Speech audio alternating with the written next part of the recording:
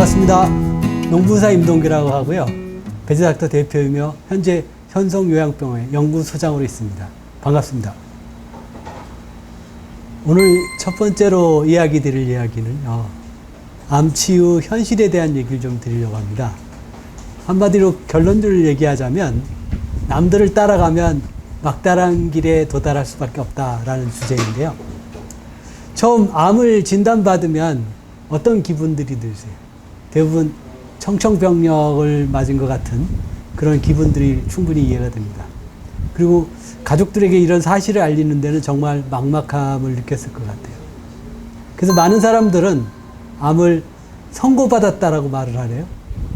죽음, 재발, 전이, 고통, 저주, 심지어 천벌 이런 식으로 얘기를 하죠. 치료비도 걱정되고 진단 직장을 어떻게 해야 되나. 사실 이해는 됩니다. 또 실질적으로 봐도 또 머리가 다 빠진 모습들, 어두운 표정들. 그래도 최근에는 5년 생존율이 많이 개선됐다고 대대적으로 홍보를 많이 하더라고요. 근데도 불구하고 아직도 거의 100년 가까이 된 암과의 전쟁을 벌였던데 불구하고 우리는 아직 성공했다는 이야기를 거의 듣지 못하고 있는 게 현실이죠. 실제 장례식장에 가면 제일 많이 듣는 사망 원인, 암 아닌가요? 이것이 보통 사람들이 암에 대하여 갖고 있는 생각이라는 것이죠. 1995년도에는 약 40%대에 머물렀었어요. 근데 지금은 2018년 자료를 보니까요, 거의 70%대를 육박하고 있더라고요. 엄청난 발전인데요. 근데 왜 두려워할까요, 사람들은? 실제 운명이 그렇지 않기 때문에 그런 것 같아요. 그 한 조사를 보면요, 미국 연구 조사인데요, 유로피안 헐트 저널에 발표된 내용인데요, 약 320만 명 정도의 환자들을 데이터를 뽑아봤더니 암으로 사망하는 사람이 38%. 그 나머지 사람들은 다 완쾌가 된 건가요? 그렇지 못한 거죠. 그 중에 11% 분들은 심혈관계로 돌아가신다는 거죠. 다시 말해 심장질환, 뇌졸중, 여러 가지 심장 혈관과 관련된 질환으로. 그런데 그것뿐일까요? 또 다른 조사에 의하면, 역시 이건 미국 암연구소에서 조사한 데이터인데요, 여긴 약간 퍼센테이지는 다르게 나왔네요. 암으로 사망할 확률이 약 45%라고 얘기하고, 그리고 암 이외에 사망한 원인이 대부분인데요, 대부분 감염 때문에 또 돌아가신대요. 약 10% 이상, 10.6%라고 써있네요. 쉽게 얘기하면 항암이나 방사선 치료로 몸에 떨어진 면역력이 떨어져가지고 2차 감염으로 생기는 거라는 거죠. 그렇지 않으면 암에 의한 혈전 생성, 즉 심장병과 뇌졸중으로 돌아가시고, 그 밖에 고지혈증, 여러 고혈압, 후유증으로, 그리고 그렇지 않으면 자살로 돌아가시는 것이 현재 암 환자분의 운명이라고 얘기하더라고요. 자, 그래서 좀 더 건강하게 아직 암으로 진단되지 않은 상태에서 고령을 맞았다면 어떨까요? 5명 중 2명, 즉 85세 이상 고령자 중 5명 중 2명은 치매에 걸린다고 합니다. 이게 우리의 현실이라는 거죠. 암에 걸리는 거나 암에 걸리지 않는 거나 뭐가 다를지 저는 잘 구분이 안 될 정도로 현재 우리의 모습이 이렇다는 거죠. 혹자는 이렇게 얘기해요. 아니, 나이가 들면 치매도 올 수 있고 아프고 그런 거 아니냐. 그럼 제가 다시 한번 되묻지요.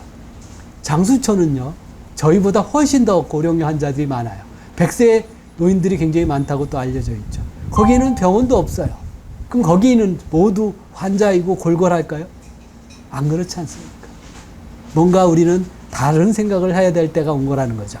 자, 그래서 여러분들이 보통 사람과 다른 운명을 원한다면 어떻게 할까요?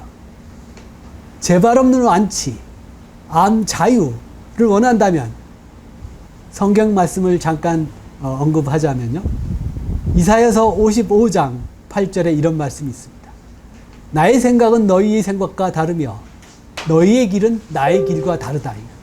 즉 모두가 가는 길이 아닌 나의 길을 찾아야 되지 않겠느냐라고 하는 것이죠. 참고로 저는 기독교인은 아닙니다. 하지만 성경 말씀을 자주 이용하는 편이긴 한데요. 따라서 오늘 저는 여러분과 약속을 드리고 싶은 것은 뭐예요? 우리의 목표를 약속드리고 싶어요. 저는 단순한 5년 생존율이 아니라 재발 없는 삶, 질병에서 자유로운 삶, 또 삶의 질이 높은 삶, 더군다나 암이나 이런 질병에 대한 두려움이 없는 삶, 결국 행복한 삶이 되겠지요. 그것이 단 1년 살더라도 그런 삶을 약속드리고 싶어요. 그런데 사실 1년만 사는 건 아니에요. 이렇게 살다 보면 저절로 아주 오랫동안, 보통 건강하다는 사람보다 못지않게 암 환자라 하더라도 오래 살 수 있는 그 길을 여러분과 오늘 살펴보려고 합니다. 암 자유라고 얘기하는 사람들은 암이 없는 세상인가? 또 질병에서 자유, 그러면 질병이 없는 세상? 바이러스가 없는 세상? 코로나가 없는 세상? 그런 건 아닙니다. 자유라고 하는 것은 없다라고 하는 것이 아니라 그것이 있고 없고와 상관없이 그것에 크게 영향을 받지 않고 살아갈 수 있는 것을 얘기하는 거죠. 쉽게 얘기하면 이런 거예요. 칼이 있어요. 이 칼을 만약에 주방에서는 어떻게 날카로울수록 좋겠죠.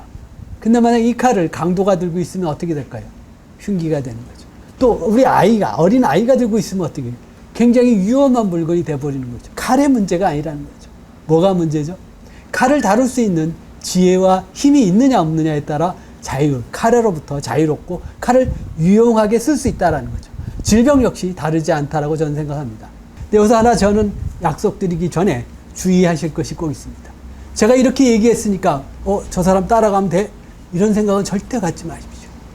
여러분의 하나뿐인 목숨을 어떻게 저 같은 사람에게 맡기려고 합니까? 여러분의 목숨은 여러분 스스로 결정해야 됩니다. 어떻게 해요? 따져봐야죠. 논리적이고 동양적으로도 서양의학적으로도 합리적인지, 그리고 역사적으로도 타당한 건지, 실증적인 건지, 경험적으로도 확인할 수 있는 것인지, 그리고 어떤 한 국소적인 것이 아니라 전체적 관점에서도 타당한지를 따져보시라는 거예요. 그래서 여러분들은 질문을 하셔야 돼요. 제가 말하는 것 또한 여러분들이 의심이 든다면, 아직 해결이 이해가 잘 안 된다면 질문을 꼭 하십시오. 아인슈타인은 이런 말을 했습니다. 가장 중요한 것은 뭐라고요? 질문하는 것을 멈추지 않는 것이라고 했어요. 왜 그럴까요? 질문을 해야만이 진정한 오리 없는 길을 찾을 수 있기 때문이라는 거죠.